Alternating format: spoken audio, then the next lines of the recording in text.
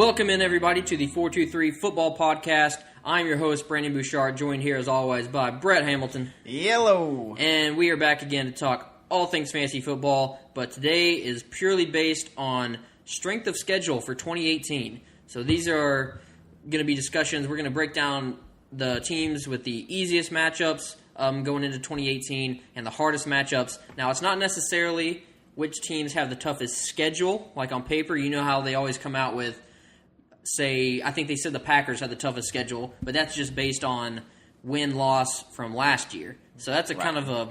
Which I hate that. That's dumb. It's a skewed way to look at things, and this is more... I went through and tried to select the teams based on how... or their schedules based on what their opponents give up fantasy-wise. Oh, so yeah.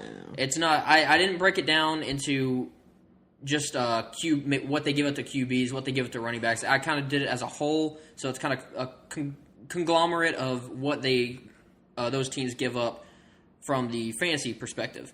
So before we get into all that, we're going to talk a little bit of the news real quick. Not much has gone on in the past couple weeks, but a few things here and there. Let's see. Jason Witten was quoted as saying Dez Bryant will most likely end up with the Packers. That was about a week ago. I think that was like right after we recorded our last show. Yeah. So it's been a while. Things have kind of cooled down since then. Ian Rappaport reported that nothing was imminent between the two parties. So I don't really make anything of this. You don't want to make anything of this. Well, I think it's unnecessary, especially for the Packers. He's just going to come in and I think ruin a good thing, honestly. I agree. I mean, I don't think he has any place on the Packers. Jimmy Graham's already, we don't know exactly what he's going to be in terms of his rapport with Aaron Rodgers. So adding another new weapon like that, it's not, I don't think it's that great for the Packers. But it seems like there's no interest anyway. It's just, I think Jason Witten just being like, you know what, that might be a nice fit. But anyway. Terrence Williams, speaking of the Cowboys, Terrence Williams arrested Saturday morning on public intoxication. Intoxication. We cannot speak today. This is bad. Hopefully we'll get going. But intoxication and leaving the scene of an accident charges. So I don't know. There have been reports that the Cowboys might actually cut Terrence Williams. I think, or what was the stat? I believe if Terrence Williams was actually cut, there would be 73% of the targets from last year open. So Allen Hurns stepping up. All the new guys, Michael Gallup possibly. I mean, someone's got to catch the ball. If Terrence Williams is gone now, I actually really like Rico Gathers, the tight end for the Cowboys.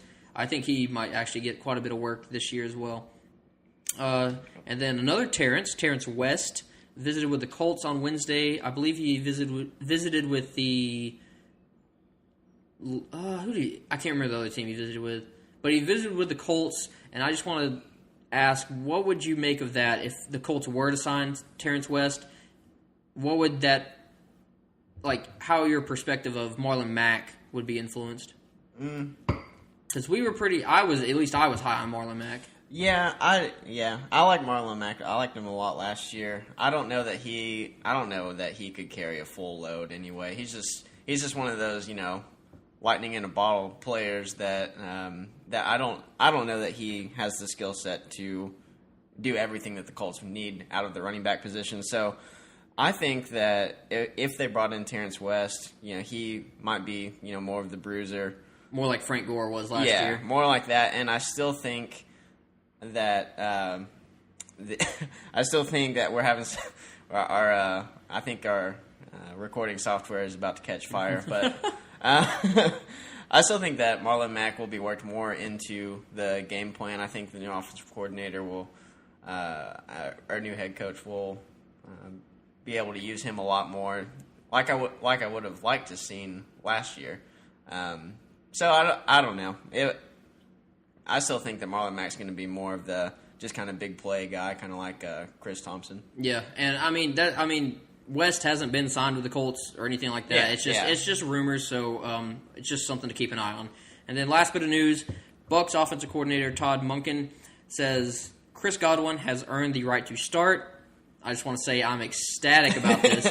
Honestly, I mean, it's not going to happen. I mean, Chris Godwin is really, really good. He's still I still like him more than any of the rookie wide receivers last year. I still like him more than Corey Davis, honestly. I like him more than Mike Williams because I think there's more injury concerns there than we think. Yeah. John Ross, maybe more injury concerns than we think. Yeah. It's just, I really like Chris Godwin. When he has an opportunity to catch the ball, he finds a way to do it. He gets it done. And honestly, I mean, it might be a little far-fetched for me to say, but Deshaun Jackson, just because he has all that money coming at him, that's the only reason I think that he is being played over Chris Godwin. Because Chris Godwin, I think he can do. I mean, he's not the type of player Jackson is, but Godwin is a great. He could be a great number 2 or number 3 guy in this league. I think there's a solid chance you might see that. Where he's soaking up a lot more targets than Deshaun Jackson. They just use Deshaun Jackson as, kind of take the top off of defenses. He can streak downfield and still, I mean, even at this age, he can still beat most cornerbacks and safeties downfield. So. Godwin is like a combination of Evans and Jackson. Yeah, it's a nice compliment because he's quick too. Just because Deshaun Jackson is really fast. I mean, that doesn't take anything away from Godwin's body control is. Yeah, amazing to watch. Yeah, so I'm excited to see him step up into a bigger role this year, and we'll see where it goes. Yeah. All right, let's get into the meat and potatoes of this episode, strength of schedule discussions. Before we get into the thick of it, quick question. When it comes to fantasy football, how much emphasis do you put on strength of schedule? I try not to overemphasize. If I can't really assign like a number to how much I factor in the schedule, just because we'll get situations like last year. No one knew the Rams would have one of the best defenses in the league going into the season, so then no one could have. So anyone that's playing the Rams, you weren't even thinking that was like a bye week for them almost. Yeah, well, speaking of the Rams, I mean, all of last year, people were just like, because Todd Gurley had a fantastic start, and we were like, oh, schedule's coming up. Yeah. You gotta get rid of him before he starts going downhill. Yeah. Obviously, it never happened, but just the fact that we're having those discussions. Obviously, some players like Todd Gurley, that's a whole different discussion. But for some players, it does affect. For some players, it does. Most of the time, I just say play your best players and let them do what they do, unless there's like there's specific situations where where we have a track record of a player struggling against either a defensive player or just a team in general. Dez Bryant, he gets shut down by top-tier cornerbacks. When he's playing that kind of a cornerback, you could basically predict it every week last season that he was going to have a down week. Mm-hmm. He may still give you a couple of points here and there, but if you have a better option, that maybe I would use it more as I think that I use it more as kind of a tiebreaker. When you've got like this player and this player that are not they're kind of on the same level, and you are kind of trying to decide which one to play. This player's been hot, this player hasn't been. Then I might look at who they've got coming up and decide that way. That might just be like the tipping point, but that's not my first go-to. I'm not going to stray away from Todd Gurley just because he might have a harder season than or a harder schedule than say Marshawn Lynch or someone like that. I mean, that's not. I mean, that's just kind of what.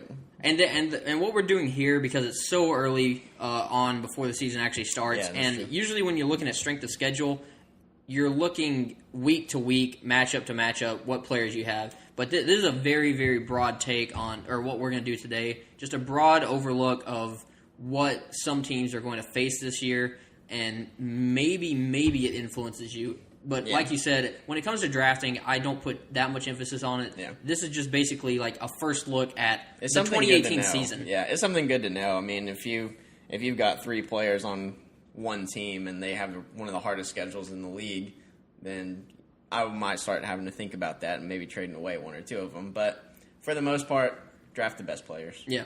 All right. So first, we're going to talk about the easiest team, or the easiest schedules for teams in the NFL this year when it comes to fantasy.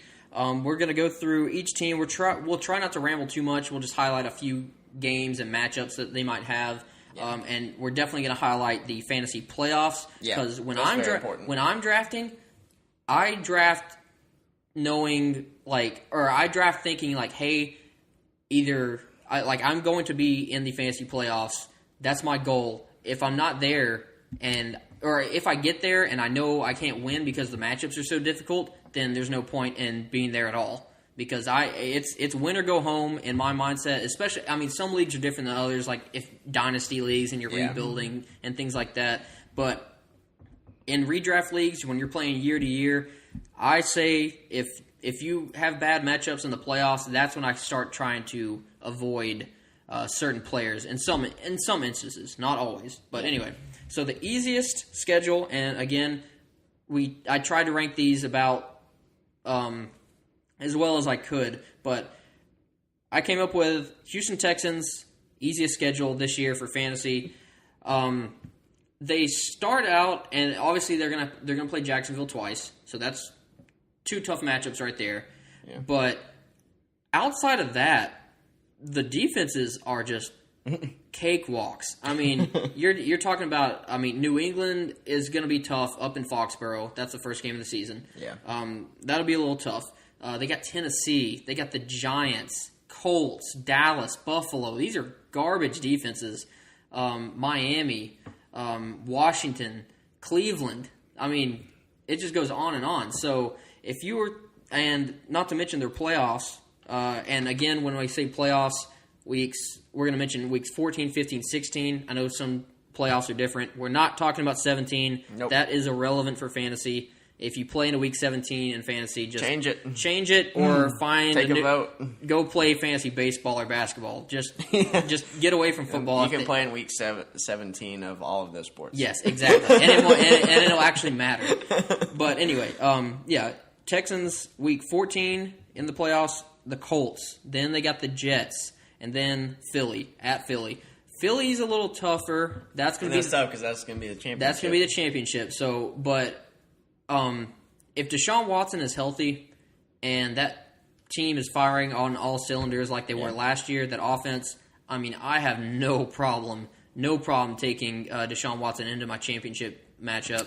DeAndre Hopkins, same thing. Hopkins, he sounds pretty juicy in the fantasy playoffs. He could have huge weeks against the Colts and the Jets, easily putting you in the championship. Oh yeah, definitely. And honestly, if they are really back to what they were, what we saw last year, the tiny glimpse. The Eagles. I don't know if the Eagles could stop that either. Yeah. I think the Eagles will put up just as many points on them, but right. I don't know. I was we're trying to hit on the most important fantasy players of these teams. So Deshaun Watson, he's talked about in the top 5 QBs at the moment. DeAndre Hopkins, I have him firmly at number 2 behind Antonio Brown. I don't have anyone even close to Hopkins or Brown, honestly. No. Lamar Miller, I still like him quite a bit. I don't think Deontay Foreman is going to have that great of a year. I don't think he's going to be that influenced in the offense. No. And again, you look at the schedule. They're going to play the Colts. They're going to play Dallas. They're going to play Miami, who doesn't have Ndamukong Suh anymore as a run stopper. They're going to play Washington, whose defense is horrid. They got, obviously, Colts twice, Tennessee twice, Cleveland. These are teams that you can really, really exploit the matchups here. So Texans, if you're looking in your draft, Texans might be a nice team to target. Even the lower tier players like Will Fuller, maybe at that level. Yep. The next easiest fantasy schedule is the New England Patriots. So this is good news for all the high-profile players on New England. This was kind of difficult for me because the Patriots, they spread the ball around. You never know what they're going to do. You don't know which running back to draft. We really don't know which wide receiver to draft, and so it bodes well that they have an easy schedule, so you can kind of put that to the side and not focus on the schedule. And they're one of those teams. They're like the Packers and all the other teams that high profile offenses. They're like the Packers, the Steelers, any team that doesn't really struggle with defenses that much. They just win most of the time. the schedule thing, it isn't a big deal for me. Yeah, not especially with the Patriots. Again, what you were saying, it's more of, when it comes to the Patriots, it's more of picking which player is going to have that big week. But, I mean... Good luck. This is, and as you'll see as we go along, I think there's only I think we only have 2 NFC teams in this easiest list, because the AFC, I mean, it just shows how bad the AFC is. I mean, the fact, if you just gave New England whatever opponents you wanted, if you wanted them playing every single playoff team from this past year, they're still going to be playing Miami twice, Buffalo twice, and the Jets twice. That is, I mean, you got 6 great matchups right there, and 2 of those in the fantasy playoffs, they're going to be playing Miami and Buffalo. Right. They do have Pittsburgh in Pittsburgh in week 15, so that might be a little bit of a concern, but still, I mean, you're going to be throwing Tom Brady out there for the time being until what some people say is going to be the cliff that he falls off of. I haven't seen any sign of it yet, so not really concerned about that. Gronk, if he's healthy, he's going to be out there. Edelman, I really, really like Edelman this year, actually. Yeah, especially after they shipped off Brandon Cooks. Yeah, I think a lot less competition for targets. Yeah, I think that's great. And then the running back situation is going to be as confusing as ever. It's just same old for the Patriots. It's awful. All right, number 3, easiest schedule. Los Angeles Chargers. Obviously playing in the AFC West, so they're going to have Kansas City twice, Denver twice, and Oakland twice. Denver is really the only defense that's kind of scary. They really don't have a secondary, so it's kind of butchered right now. Obviously, they have Chubb and Von Miller now, which is a little bit tougher. Chargers do play the Rams, but outside of the Rams defense and maybe Baltimore and Denver and maybe Pittsburgh, I don't see a tough matchup for them. It's just high flying. They got I mean, they start out with Kansas City, they go to Buffalo, they got again Oakland, they got Cleveland, Tennessee. I mean, when you're playing Cleveland, Tennessee, and Seattle even is probably going to be a decent matchup this fantasy year. Cincinnati, I mean, those are pretty favorable defenses. Let's see, week 14, 15, 16, that's when they got Cincinnati. Then they go to Kansas City, and then they have Baltimore at home. Baltimore is a very, very underrated defense most years, honestly. I feel like, I mean, they're always really, really steady and consistent with how they play. I still think the Chargers are going to have a fantastic year. Just all the players on that team. I do. Yeah, we were talking. If you listen to the podcast episode last week, we did our first mock draft, and we got Phillip Rivers, I think, in like the 11th. I know, it was like round. It was like 14, something like that. It was almost our last pick, and we got Phillip Rivers, and I was perfectly happy with that. Oh yeah, he's got very, very easy secondaries. Again, Kansas City's they're not going to have secondary players this year either, with Marcus Peters going away, and they weren't doing that great with him either. So Melvin Gordon, I'm all in as always. Keenan Allen, just more for him, and Hunter Henry. I'm praying they use Hunter Henry like we've seen Antonio Gates used in the past, because I think Hunter Henry could easily slip into that group of elite tight ends with Gronk, Kelsey, Ertz, and then maybe we could have Henry now, or maybe we could have Evan Ingram. A lot of rookie tight ends from last year could actually really step up in the second year. Yep, number 3 on number 4. Yeah, man, I'm backwards today. Quattro. The Jacksonville Jaguars. They've got a pretty juicy schedule. Taking a look at it here in the. If you just take a look at the first 4 weeks, they've got the Giants, the Patriots, the Titans, and the Jets. So you're off to a pretty good start. You know, the Patriots, obviously that'll be a tough game, but the Titans, their defense should be improved from last year. But you've got the Jets and the Giants in there, so you're off to a good start. Then later on in the season, you've got the Redskins, you've got the Colts, you've got the Bills, you've got the Cowboys. They played Pittsburgh week 11, and that might be somewhat tough. Yeah. Buffalo might give them some trouble because it's at Buffalo and it's going to be up there in late November. But after that, this is fantasy playoff gold. Yeah, I think I was trying to decide which team was my favorite playoff team for fantasy. It's probably going to be the Jaguars. Yeah, they got but they played the Dolphins in the championship. Yeah, they got 16. They have 2 road games, which they're not traveling far. They got at Tennessee, then they're at home to Washington, and then they stay in the state with Miami. Yeah. Those are 3 really, really mediocre defenses. Washington and Miami are bad defenses. Yeah. Tennessee might surprise some people. It might. It's still not going to be one of the top elite defenses. They added a few pieces, but again, like you said, they're not up there yet, and Jacksonville can definitely exploit that. Leonard Fournette is going to have a field day this year. Yeah. Especially in the fantasy playoffs. I think Leonard Fournette has a great, great year, and this schedule definitely bodes well for him. Definitely. Now, when it comes to obviously picking the Jaguars wide receiver for this year is going to be the hard thing.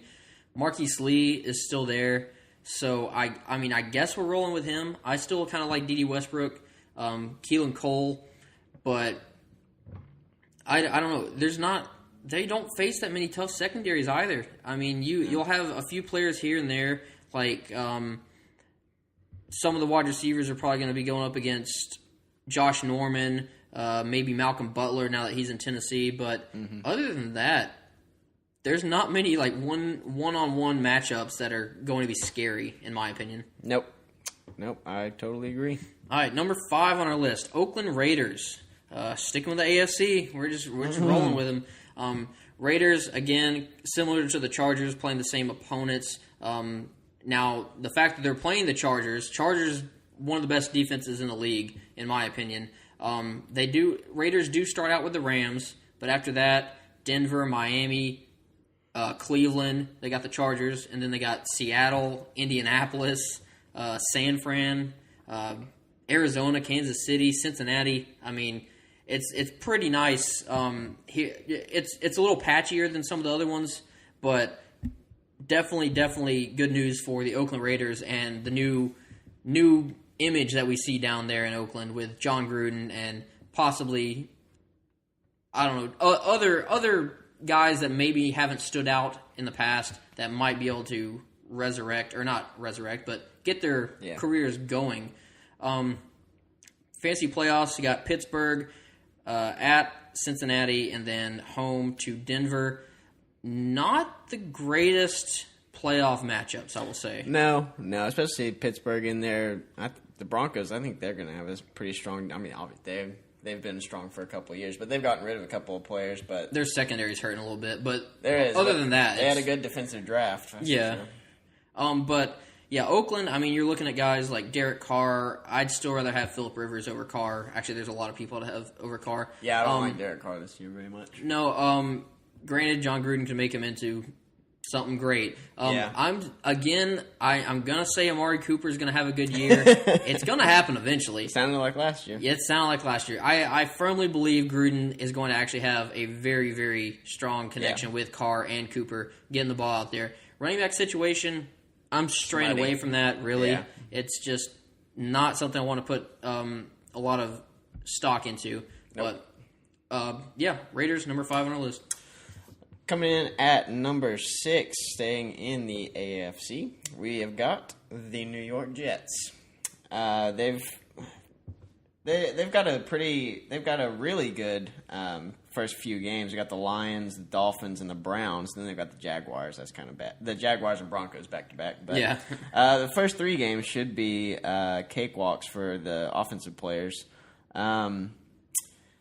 Later on down, I mean, sticking with they've played a lot of the teams that we've already mentioned before, having kind of weaker defenses like the Dolphins, the Bears, the Bills, the Titans, and obviously as we go down this list, you're going to start seeing like a few here and there, like teams that are going to be like, whoa, that's a tough game because they play Minnesota, that's going to be a tough one, but fantasy playoffs we got at Buffalo. Then we got Houston and then Green Bay. So I kind of like what the Jets could do during those weeks. I think Buffalo is probably going to be one of the, I wouldn't say the worst. They're going to be worse than the Packers when it comes to defense, actually, this year. Which might surprise a few folks, but Houston, they're going to be good on defense, especially if J.J. Watt is back and healthy. I hope they're always up there with the top tiers. Green Bay, everyone looks at that matchup and says, this is going to be a cakewalk. There's going to be a lot of fantasy points up for grabs. I think this might be the one or the year where it starts to kind of tilt a little bit. Packers have, like every other game the past couple years, Packers would actually show up on defense and get the job done, give up hardly any fantasy points. Especially they did that with running backs 2 years ago in the first couple games, just absolutely shut down the running backs. I think they're more well-rounded now, and I think the secondary especially is going to make that a better situation. But as for right now, I still think the Jets are nice. They're a nice. They provide nice fantasy options throughout the season here and there. I think you're going to be playing the matchups because it's still the Jets. Yeah, so I was trying to think which Jets players are we really even talking about. For me, most of the Jets players are streaming options, like players that you can probably stash on your bench and then play them in a really good matchup if you got bye week issues and stuff like that. But see, Ryan Anderson's probably the only one that really stands out to me as Ryan Anderson. Yeah, Robbie Anderson. I always do that. Ryan Anderson is a linebacker for the Redskins. Sorry, Robbie Anderson is probably the only guy I would really target on the Jets at the moment. I don't like the running back situation. What's his suspension situation? I don't think he got one. I think charges got dropped, so we're all good there. Thumbs up for Robbie Anderson. Yep. All right, number 7 on our list, Tennessee Titans. Tennessee Titans, again, AFC, we're keeping it going. Obviously, they're going to be playing the Jags twice, so not that friendly there. They do have the middle of the season is kind of tough, actually. They got Philly, they got Baltimore, Jacksonville, Chargers. But after that, they have a bye week in Week 8, and then it's smooth. It's pretty much smooth sailing until they face Jacksonville again. Jacksonville, they'll be playing in Week 14, so that's going to be fantasy playoffs. But then they got Giants and Redskins. So Giants and Redskins, that might be a pretty good matchup if you're in your semifinals. It will, for our league of record, we only have a 2-week playoff, so it's Week 15 is the semifinal, Week 16 is the championship. So Titans players in those 2 weeks, that's going to be pretty nice with the Giants and Washington. I like that. Derrick Henry, baby. Get on the train early. I don't believe in Deion Lewis in that offense whatsoever. I think Derrick Henry is going to be used a ton. I'm still not completely on board with Marcus Mariota. I like Corey Davis. I like some of the other options they have there, but Derrick Henry, that's going to be the Titans guy I want to own this year. Yeah, I agree with that. Coming in at number 8, we are switching sides over to the NFC. First NFC team. Yep. We've got the Green Bay Packers. Their schedule's kind of interesting to me. They got the Rams and they've got the Patriots, obviously, and they've got the, of course, the Seahawks. I don't even know if they'll have a defense. I'm not scared this year. They got Minnesota twice. Yeah. They got the Rams, and as you said, they're going up to New England. And then Atlanta always gives them a tough game. Yeah. But usually Aaron Rodgers can put up the fantasy points. It's just the lack of them stopping Matt Ryan is the problem. So, yeah, there are some tough matchups in here. But, I mean, outside of that, they get Chicago twice. Yeah. They get Detroit twice. They get the Jets. They get the Browns.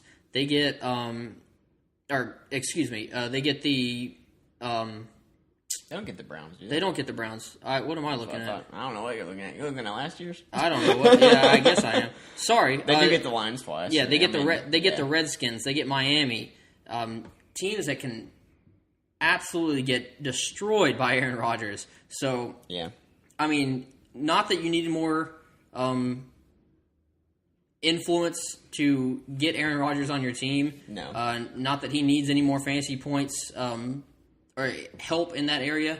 Yeah. But this schedule is very, very flattering for the rest of that offense. Yeah. I mean, whichever running back emerges, whether it be Aaron Jones or Jamal Williams, I think it's going to be great for them. A lot of easy run defenses to go through. You got, obviously, the wide receivers are going to be scoring touchdowns at will on this new offense with Aaron Rodgers and Jimmy Graham, Devontae Adams, Randall Cobb possibly be rejuvenated, and maybe one of the rookie wide receivers coming up. We don't know which one yet, but yeah, the fact that they have one of the easier schedules in terms of just easy schedule. I know they're ranked the hardest. That is the most difficult, but that's based on last year. That's a dumb way to look at things. Yeah. It's just you can't gauge it on that. They've got a great fantasy championship week against the Jets. So if you can make it there, yeah. Well, I mean they got the Bears and the Jets. That's what they're both away, but it really shouldn't matter. It'll be okay. Week 14 is Atlanta again. That's a little that's kind of tough. And it's at Lambeau, so that's a little bit better. I would really like for the Bears and the Jets matchups to be at home, because that's where just fantasy points fly for the Packers at home. But away against two easier defenses, that should be no problem for the Packers. All right, number 9, Miami Dolphins. Miami Dolphins again. We have another AFC East team in this list. They have an easy schedule throughout the year. I will say that. They got just cakewalk defenses basically through week 13, maybe 14 if you're thinking that. Well, I'd say 13. But this fantasy playoff matchups are awful. Awful. They got New England, New England, they can definitely shut down the Dolphins. They've owned them for the past couple of years. Then they go up to Minnesota, and then they have Jacksonville coming to them. That is gross. Awful. Not that I'm interested in any Dolphins player whatsoever this year. As another team that I was like, who are we talking Actually, about? I'll take Kenyon Drake as a regular season. He will be a monster this regular season. I will say that. But once you get to the week 14, 15, 16 fantasy playoffs, it's not going to be good. Minnesota and Jacksonville will eat them alive. Absolutely destroy that Dolphins team. It's not going to be pretty. I can guarantee that. Yeah, I don't like that as well. But rounding out the top 10 easiest fantasy schedules, we've got the San Francisco 49ers. This is a team that I definitely want. I'm going to want a piece of in the fantasy playoffs. They've got the 49ers. They are the 49ers. They've got the Broncos, the Seahawks, who we already said we don't expect them to have a solid defense this year. And they've got the Bears in the championship. But throughout the year, they've got some pretty favorable matchups against the Lions, the Cardinals. They'll play them pretty tough. The Raiders, the Giants, the Buccaneers hopefully will have a better defense. The Bears, So they've got some tough matchups sprinkled in there, like the Packers. They've got the Rams, which they've got the Rams twice, but they played the last week of the season. Yeah, one of those is week 17, so that shouldn't matter for fantasy. Thank goodness. Yeah, definitely. And obviously, they're going to have tough ones here and there, but this is, number 10 on our list. It's not at the top, but it's about middle of the pack. Right. So, there's definitely going to be a lot of matchups you can exploit with the 49ers this year. Hopefully, I really like the schedule for Jimmy Garoppolo, especially, because they have some easy matchups in there, but they have some difficult matchups, so we're really going to be able to see what Jimmy Garoppolo can grow into, and that's what I'm most excited for. Jerick McKinnon, I'm still not that big of a fan of what he can do for that offense, especially as the lead back. They paid him a lot of money, and he's going to be the lead back, but I still think there's quite a few matchups here that are run defense heavy, and I think McKinnon might actually have a very, very, very poor season, unfortunately. But anyway. All right, moving on to the hardest schedules for fantasy this year. Number 1, Arizona Cardinals. Arizona Cardinals with new boy Josh Rosen coming into town. Don't know if he's going to be the starter yet. It might be Sam Bradford, but anyway, it's not going to be that great for either of them. I still, I mean, I'm going all in on David Johnson. I don't care. Oh, yeah, I don't care about absolutely. the schedule there. He is a fantasy monster, going for that 1,000 season. Oh man, if he could do that. Yeah, Larry Fitzgerald, I'm still not. I mean, he hasn't been like a wide receiver 1. He's been borderline 2, 3 the past couple years. Yeah. So that's about where I'm going to draft him anyway. Yeah. So I'm not too worried about him doing or falling below that or rising. He's just going to be kind of in that middle pack. But this is not a fun schedule. Not at all. They got the Rams twice. They got the Chargers. They got Minnesota. They got Seattle twice, obviously, and the fantasy playoffs, not cool at all. Detroit, that's not too bad. Yeah. At Atlanta, I think that can actually be tough, especially that's going to be playoff push time. I don't know if Jimmy Garoppolo can handle that pressure at this point. And then they got the Rams. I think the Rams are going to make it. Jimmy Garoppolo, what does he have to do with this? Sorry, Jimmy Garoppolo. Josh Rosen. Okay. I was really confused. Excuse me, Josh Rosen. Sorry, we just talked about the 49ers and the Cardinals. Josh Rosen. We're talking about new quarterbacks anyway. They're all over the place. But yeah, Josh Rosen, I don't know if... I assume he'll have the full starting role at that point in the season, and that's where I think it's going to get a little dicey for the Cardinals, because it's a young offense. They're not completely... I wouldn't say formed yet, but they're just not a team that would really, really jump off the page when it comes to offensive production, other than David Johnson.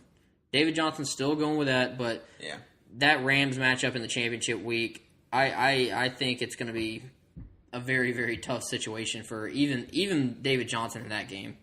Yep. Okay, number 2 on our hardest schedules. Unfortunately, the Tampa Bay Buccaneers. They start off the season hot and heavy. Yes. With the Saints, Eagles, Steelers, and then they get the Bears, and then the Falcons. Yeah. That is a really tough way to start a season.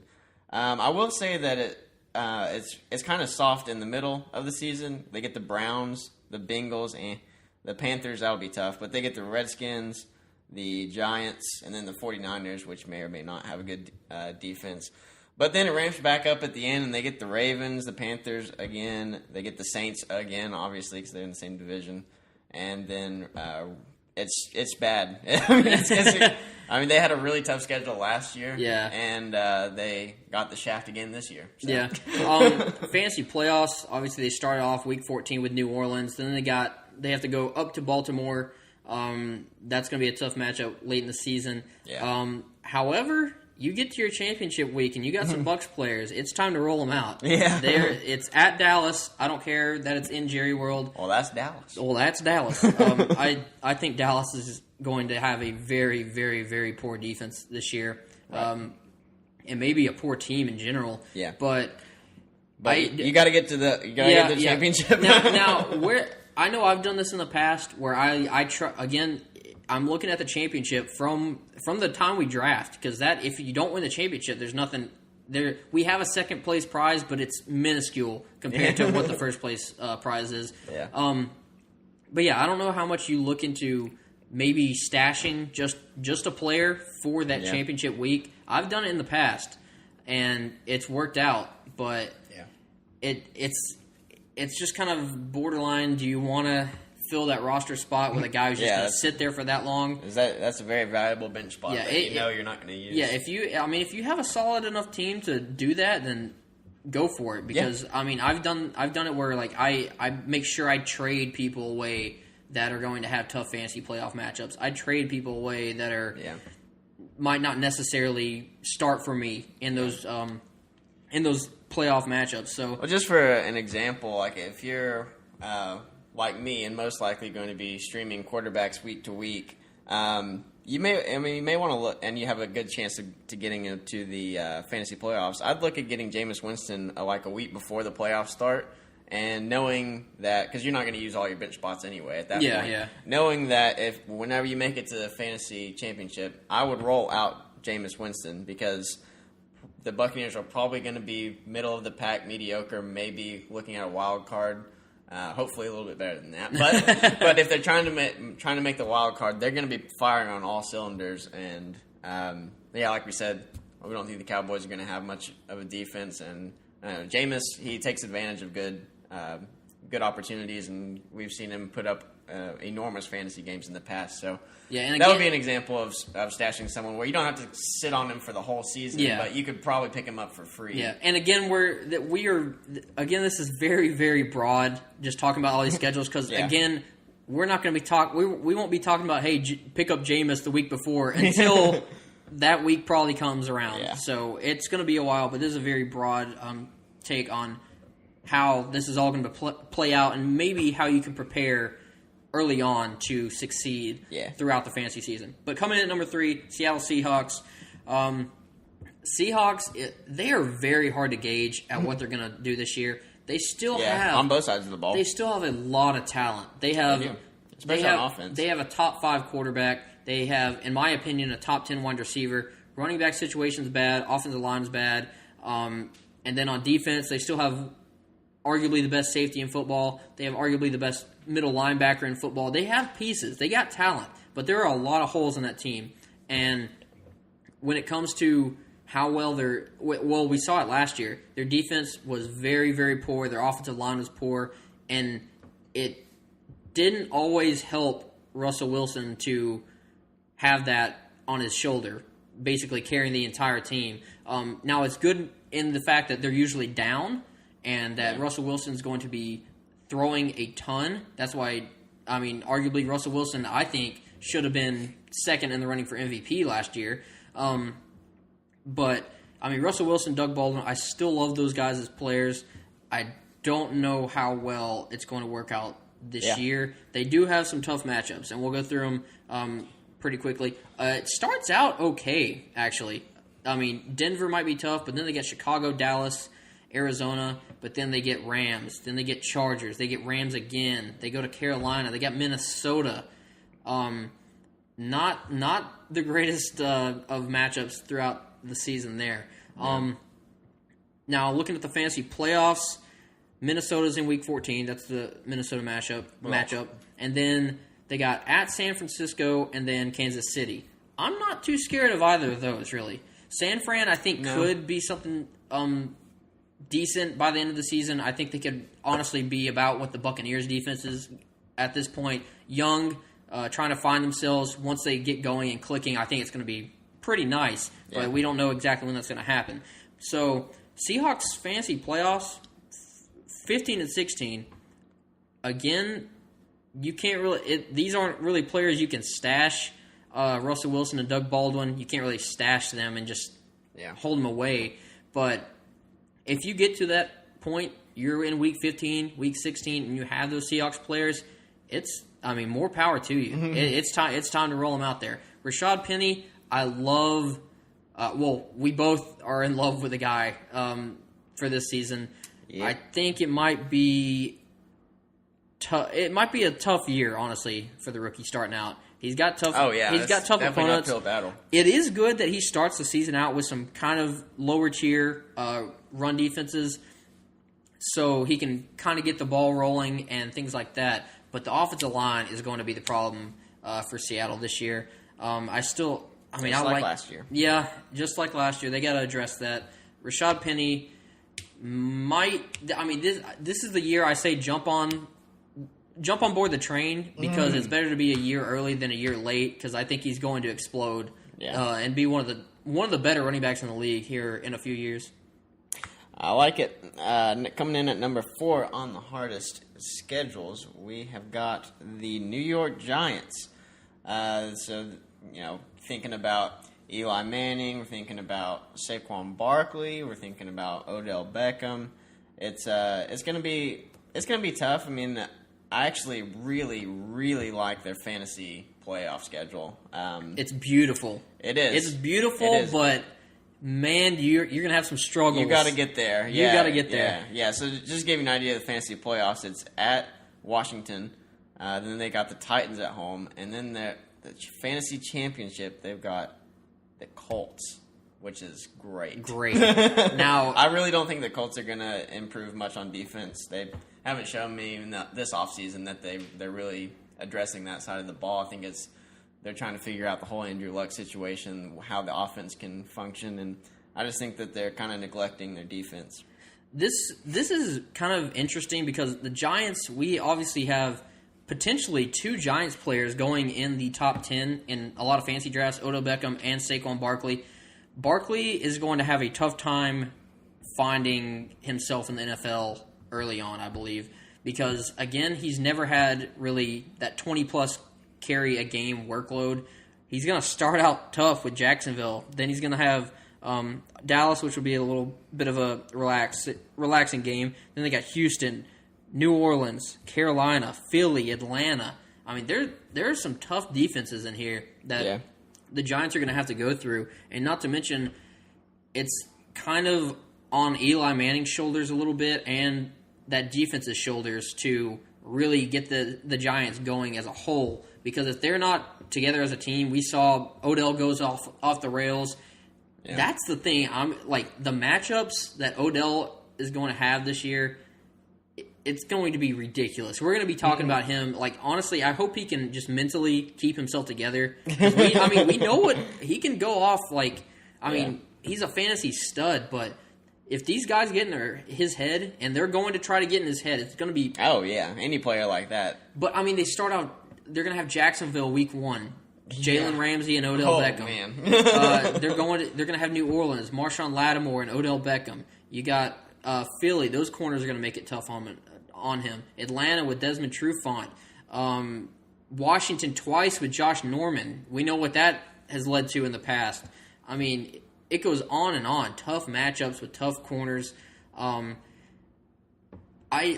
don't tend to worry about Odell Beckham because I know what he can do. Yeah. Saquon a little bit more worried just because he's a rookie. We haven't seen him get this workload before. But yeah, get to the fantasy playoffs and it's all good. You're good to go. Yeah, that's awesome. Coming in at number 5, we got the Kansas City Chiefs. Chiefs have honestly basically a brand new team. In a lot of people's eyes, that defense has been butchered. They have a new quarterback, Patrick Mahomes. Kareem Hunt appears to be the guy still. He's going to be, I assume, the bell cow, which he should be. They got Tyreek Hill, obviously still there, and they have Sammy Watkins coming in now. Travis Kelce, obviously the tight end. But the matchups are not the best. They got the Chargers twice. They got Denver twice.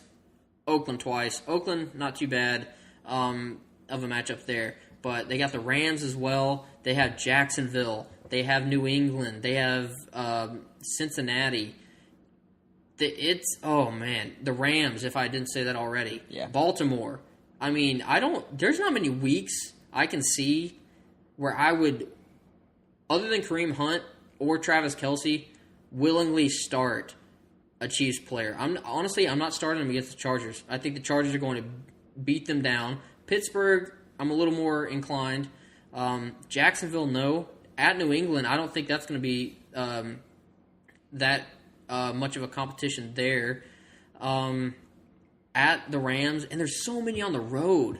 I mean, you think about that. Obviously, they play the Chargers on the road, Pittsburgh on the road, New England on the road, the Rams on the road. It's going to be a tough year for that young Chiefs team with a new quarterback and everything like that. So I love Kareem Hunt and I love Travis Kelce. I love Tyreek Hill. Yeah. I don't know what to make of it. Because we haven't seen Patrick Mahomes really do anything. He hasn't really had the opportunity yet. This is his first real opportunity, and then this tough schedule on top of that. But fantasy playoffs, they got Baltimore, they got the Chargers, as I mentioned before, 2 very tough defenses, and then they have at Seattle, which Seattle might not have the greatest defense this year, but on the road up in Seattle is not a very favorable place to play in general. So, yeah, Chiefs, other than a few players that I like a lot, it's kind of weird. It's going to be a love-hate relationship, I feel like, all year for me and the Chiefs. Yep, I agree. Number 6 on the hardest schedules, we got the New Orleans Saints. Obviously, you know that they're in the NFC South, so you've got the divisional Falcons twice and the Panthers twice. But it's interesting that they play the Panthers twice in 3 weeks, and one of them's the last game of the season, so you don't have to worry about that. But the Falcons, that's always a competitive game. That's a division rivalry that's going to be tough for the Saints' offensive players. But the non-divisional games, they're rough. They got the Vikings, they've got the Rams, they've got the Eagles, they've got the Ravens, who I think will have a pretty good defense. They've got they've got seemingly throwaways in there, like the Cowboys and the Giants, and the Browns, obviously. But, it's tough. I mean, those are right in the heart of the season too. The Rams and the Eagles. They got the Rams, Bengals, Eagles, all back to back to back. Yeah. Well, actually, no. Wait, it starts way earlier than that. We got the Vikings, the Rams, the Bengals, the Eagles, and the Falcons, all right in the middle of the season. The first 5 weeks, pretty good. It's almost a cakewalk. Then they have the bye week, which they're gonna need it. They got bye week 6, and then that just juggernaut of teams. Those are really tough matchups. The middle of the season. Now, this is a team, the Saints, where it's such a good offense. We know what Drew Brees can do. Alvin Kamara is going to have a field day those first 4 weeks without Mark Ingram there. But then you're going to get Mark Ingram back. You got Michael Thomas. I mean, I'm not that worried about the Saints. No. They're going to be a really good team. Honestly, I don't really like... I don't know. See, I'll start them against Minnesota. I don't have a problem there. That'll be a fun matchup to watch, actually, considering what happened in the playoffs. Yeah. Rams, there's not many teams or players I want to start against the Rams this year, especially wide receivers. But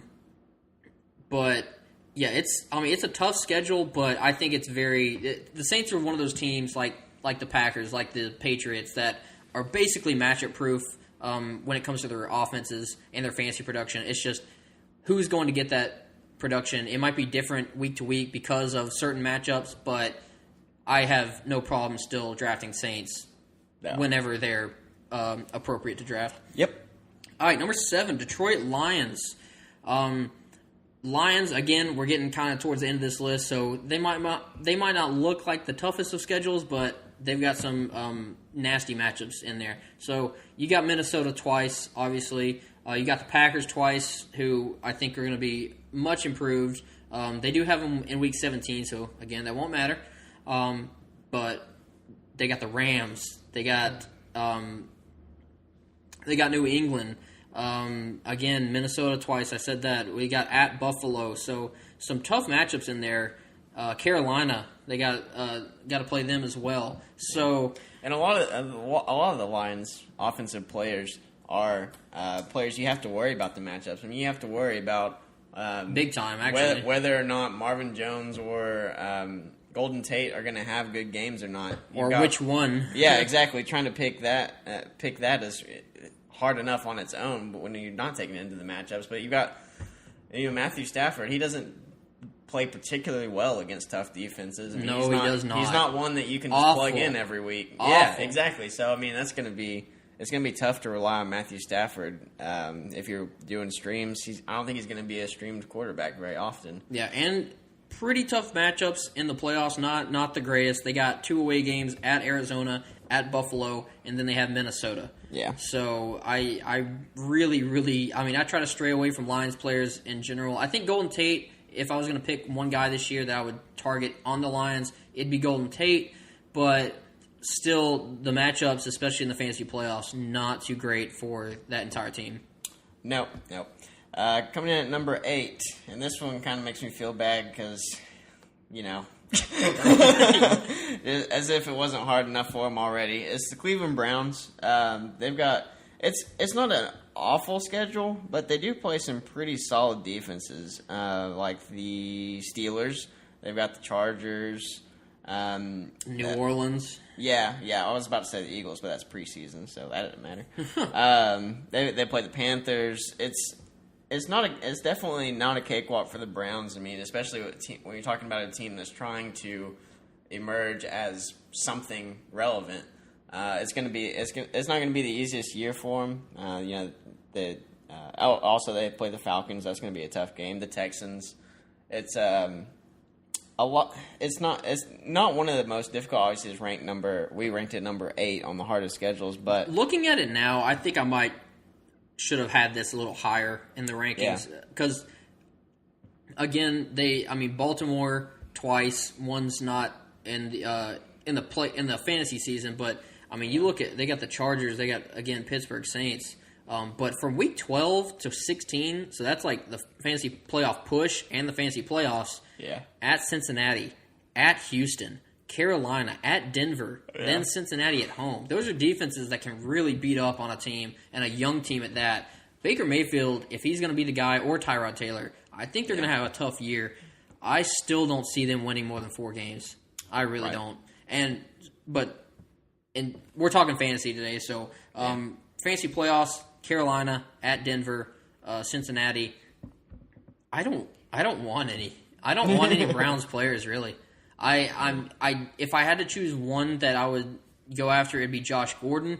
I like him a little more than Jarvis Landry, but it's not a flattering year or schedule for the Browns to actually emerge and be what people think they're going to be, which is a possible wild card team, which blows my mind that people are even considering that. I don't even get it. But anyway, before I go off on that trail, please, number 9. You got number 9. Oh, my bad. Yep. Washington Redskins. I wasn't prepared for it. I'm sorry. I got out of whack. I'm sorry. So, number 9, Washington Redskins. Again, NFC East team. They are going to be playing New Orleans on the road. They are going to be playing Philly on the road, Jacksonville on the road, Tennessee on the road, which isn't too bad. The fantasy playoffs are kind of hit or miss here. Giants, I think, are a decent matchup. Then they got at Jacksonville. I don't want a piece of that. But I'll just go ahead and say, regardless of the schedule, I don't want a Redskins player.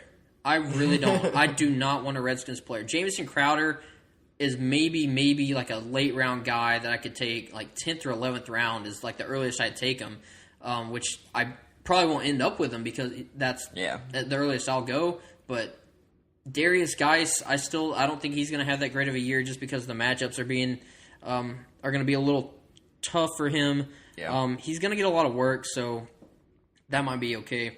But again, even the Giants have a tough run defense. Jacksonville, we know what their defense is. Tennessee should be improved.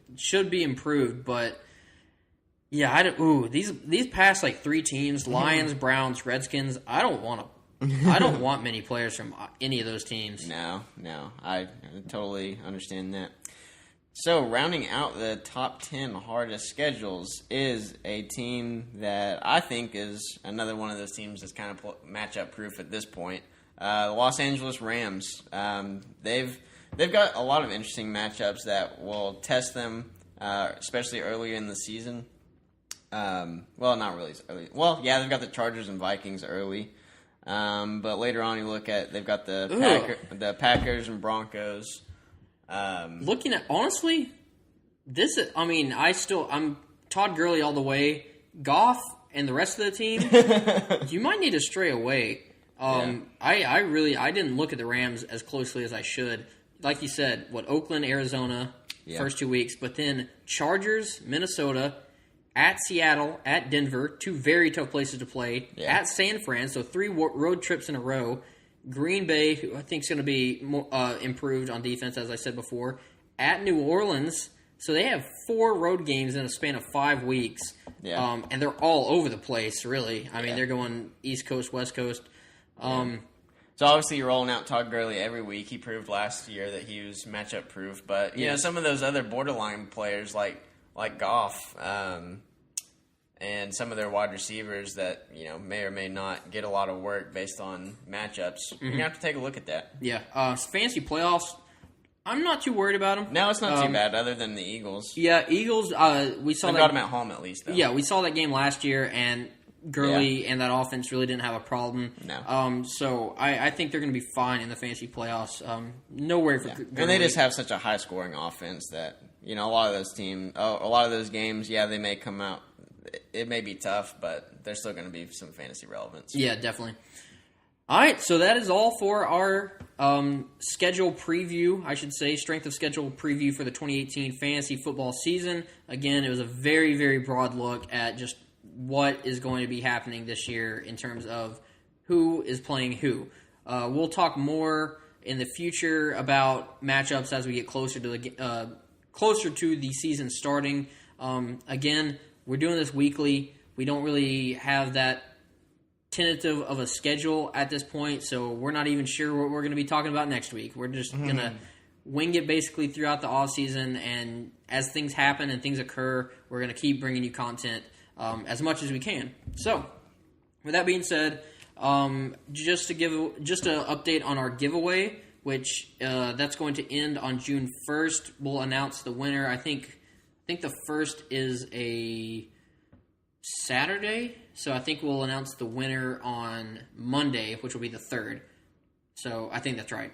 I don't know. I'll have to look it up. But anyway, giveaway, the last day you can enter is the 1st. But it's a T.Y. Hilton signed 8x10 photo. So all you Colts fans out there, you're going to want to get this. You want to tell your friends to get this as well. Tell your friends. Because if you refer a friend, you get a second entry into the contest. So, I mean, I like it. What's better than I wish someone would refer me so I could enter. Well, I want the picture. You are ineligible. Actually, if you get someone to refer you, then yeah, you get one entry. I'm not giving you two. But anyway, so yeah, that's going to be all for today. Hope you enjoyed today's show. We'll be back next Monday to talk more fantasy football. So make sure you follow us on Twitter at the423football. Like us on Facebook. Subscribe on Apple Podcast, Google Play, and YouTube. Give us a like. Leave your comments and reviews. Share us with the world. Thanks for listening. We are the 423 Football Podcast. Peace out.